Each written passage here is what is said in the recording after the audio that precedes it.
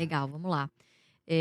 A renda fixa nesse momento ela é extremamente sedutora, né, e não sem motivo. De fato, a gente tem hoje várias oportunidades na renda fixa, isso é inegável, né, principalmente para fundos, em que hoje é muito fácil o discurso de captação e muito mais fácil de você alocar na renda fixa do que você alocar na renda variável, que você está sujeito aos fluxos e você ter que explicar para o seu cotista por que que a cota, né, do seu fundo está oscilando tanto.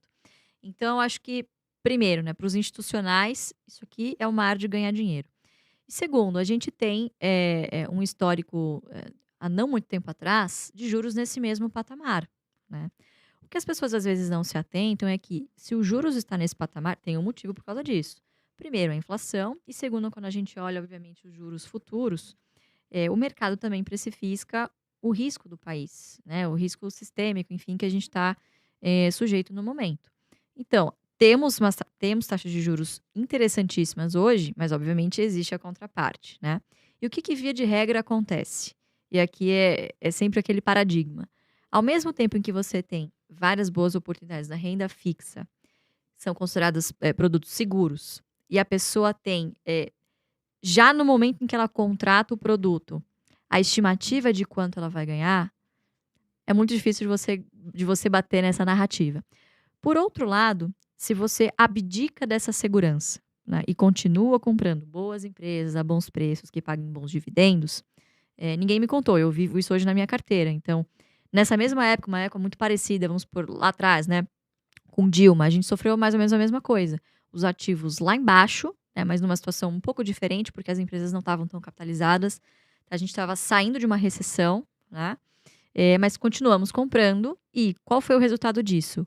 Colhemos hoje, em boa parte da nossa carteira, um dividend yield on cost superior, eu diria, a 30, 40%, que é muito superior ao que a gente vê hoje na renda fixa. Mas, de novo, você precisa abdicar de alguns anos, né, hoje não sabemos quanto tempo, meses, dessa segurança, para obviamente colher algo que não é garantido lá na frente. Então, são poucas as pessoas que atendem, né, que possuem as características necessárias para correr esse tipo de risco, porque é um tipo de risco. Obviamente, a contrapartida disso é que você tem potenciais de ganhos, de multiplicação de capital e de ganhos de dividendos, enfim, muito maiores. Mas não é todo mundo que está disposto a correr esse risco. Então, o que a gente vê agora é um mar de gente saindo da renda variável e vendendo as suas ações a qualquer preço, no prejuízo, inclusive.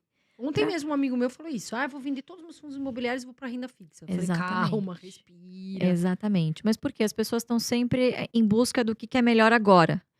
Tira tudo de onde tá e vai pra renda fixa. Aí a renda fixa cai, pum, tira tudo da renda fixa, aí vai tudo pra bolsa. Quando na verdade você devia pensar em portfólio. Eu divido o meu em 3 caixinhas, sempre falo isso: curto, médio e longo prazo.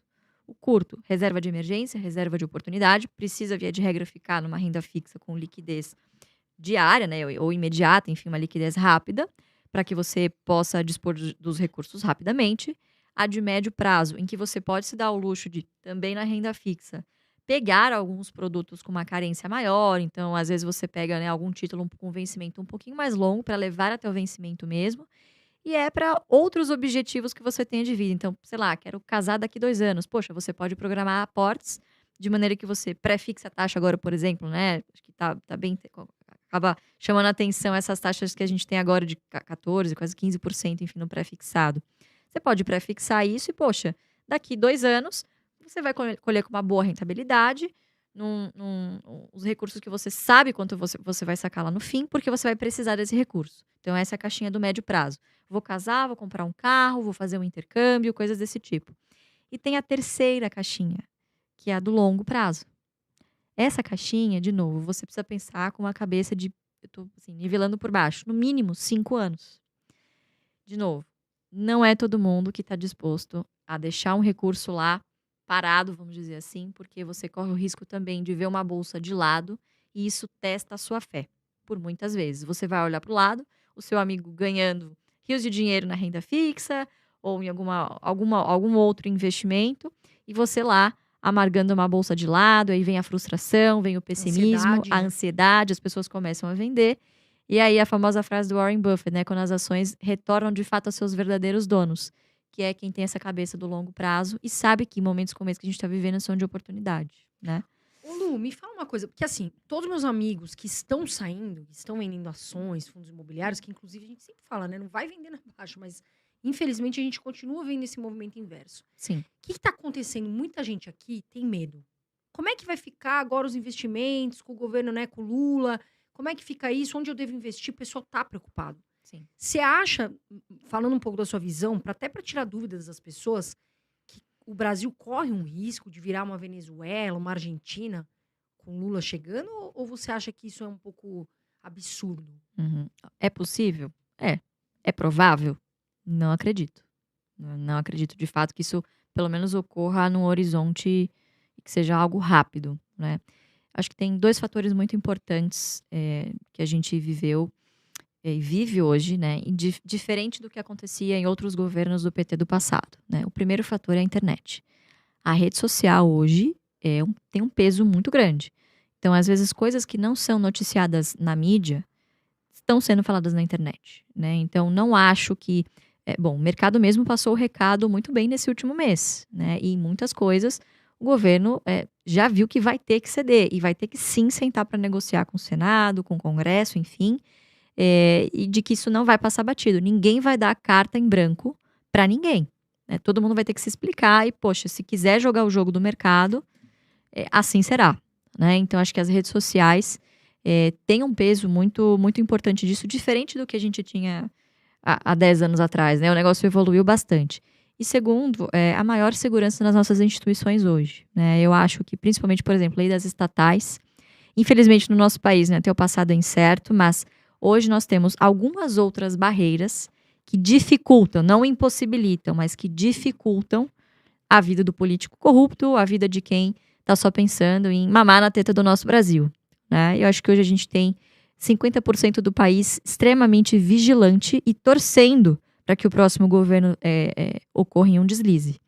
Então, eu acho que a gente tem um cenário muito diferente do que a gente tinha lá atrás, um cenário muito mais inflamado, muito mais sensível, e um cenário que, gente, o Lula, por mais que a gente possa falar, né, não goste dele, mas ele é um cara inteligente, pode ser um cara inteligente do mal, né, aí você faz o seu julgamento, enfim, mas ele é um cara inteligente. E se ele quiser Ele ter... é político, ele Pois é um cara vivido, vamos dizer, é rato, né? Ele bagagem. conhece, tem bagagem. Tem. Então, ele tem o potencial de, né, saber ouvir e ali fazer o fiel da balança, enfim, para que ele tenha governabilidade nesses 4 anos.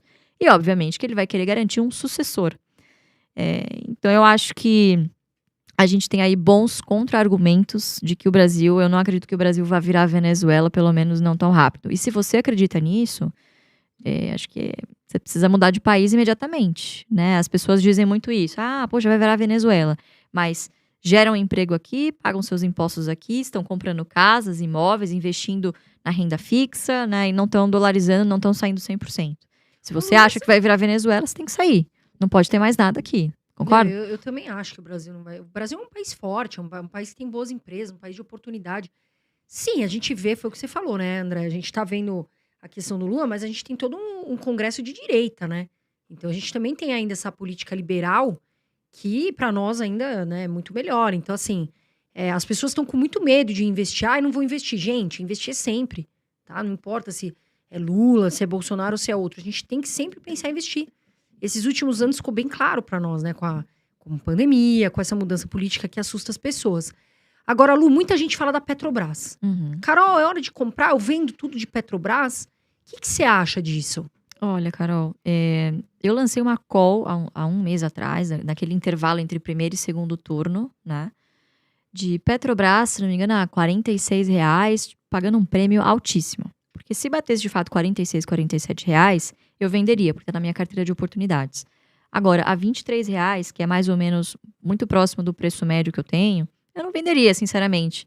Hoje ela me rende 60% em relação ao preço que eu paguei, né? Então, assim, não vejo motivos para vender, até porque quem está em bolsa precisa saber que vai estar exposto ao risco de oscilação do seu capital, né? Eu estou aguardando, não estou aumentando a minha posição nesse momento, justamente porque eu acho que o que está barato pode vir a ficar mais barato, mas eu, sinceramente, há muito tempo já fiz as pazes, né, com a minha incompetência de prever o futuro e de achar que eu sei onde é o fundo. Então, de novo, Brasil tudo é possível. 23 eu acho que está barato, mas pode ficar mais. Então, estou aguardando e focando muito mais hoje em engordar minha carteira previdenciária de empresas consolidadas, que não tem tanto esse risco político intrínseco, né? E acho que Petro e Banco do Brasil são dois papéis que preocupam muito o investidor, mas a gente tem que pensar também que Petrobras, além de ser uma empresa estatal, ela tem também, obviamente, corre todos os riscos mercadológicos e de influência do preço da commodity, né? Então tem também este agravante. Então é uma empresa que no momento não vou vender nesse preço, acho que não tem motivo para isso, tá? Mas também não estou comprando, estou aguardando, estou esperando para ver realmente alguns outros sinais de que realmente possam vir, exatamente, outras sinalizações. Para mim ainda não está muito claro, sinceramente. Eu estou muito tranquila com o papel, eu tenho papel, comecei a comprar na pandemia nos R$11, fui comprando a 11, 18, um pouquinho a 20, 23 até o ano passado. Não por conta exclusivamente dos dividendos, mas por conta também de múltiplos. Então, você tinha uma empresa que estava sendo saneada, estava vendendo ativos que não valiam a pena, enfim, né? Estava fazendo bastante movimentos mais pró-mercado, vamos dizer assim, né? Muito menos com aquela função social que a Petrobras existia antes e muito mais pró-empresa, pró-business, né? Isso era muito positivo.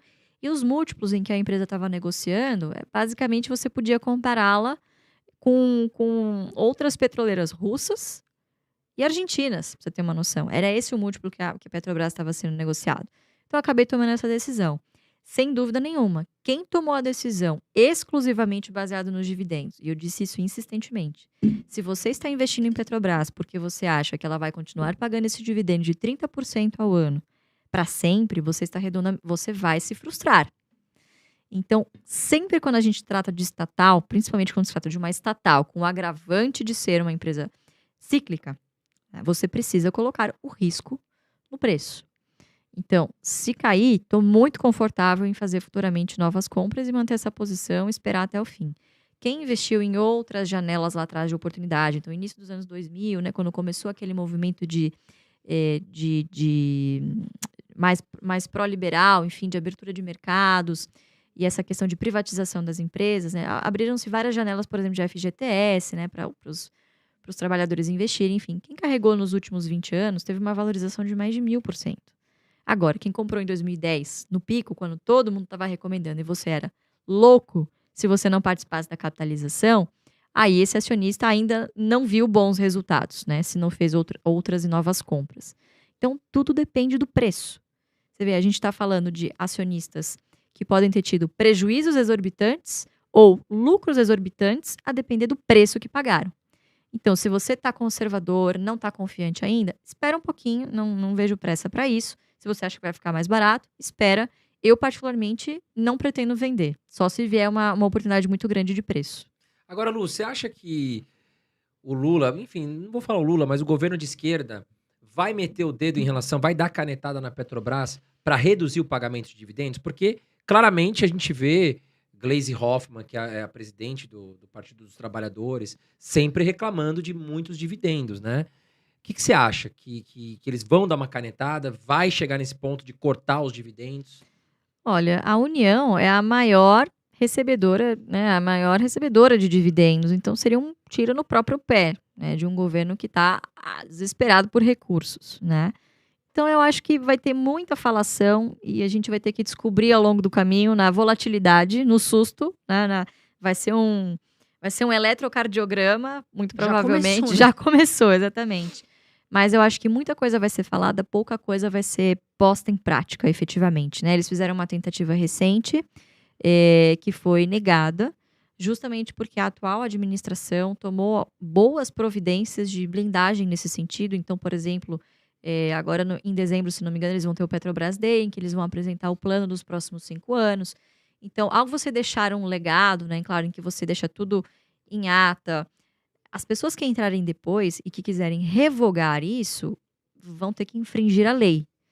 Então, diferentemente do que acontecia lá atrás, hoje você tem algumas outras barreiras que você pode falar à vontade, mas que você vai ter que infringir a lei se você quiser segui-las. E assim, então, não vai ser tão fácil. E aí, investidor, se gostou do vídeo, se inscreva no canal, deixe seu joinha, ative as notificações e nos ajude a trazer mais conteúdos.